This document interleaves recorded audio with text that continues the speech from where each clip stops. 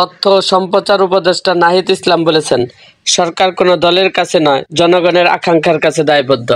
তাই বিএনপি দ্রুত নির্বাচনের জন্য যতই চাপ দিক, সংস্কার কমিশনের কাজের উপর ভিত্তি করে নির্বাচনের দিকে এগোবে সরকার।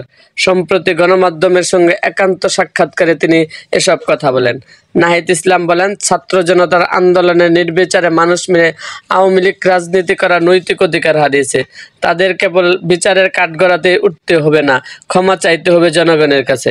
তথ্য উপদেষ্টা বলেন, গণমাধ্যমের স্বাধীনতার ক্ষেত্রে অন্তরা যে আইনগুলো রয়েছে সেগুলো পর্যালোচনা করা হবে। অর্থনৈতিক, রাজনৈতিক, নিরাপত্তা আরও আনুষঙ্গিক বিষয়গুলো পর্যালোচনা করে একটি রূপরেখা করার চেষ্টা করব আমরা, যাতে নির্বিঘ্নে স্বাধীনভাবে দেশের মানুষ গণমাধ্যমের চর্চা করতে পারে।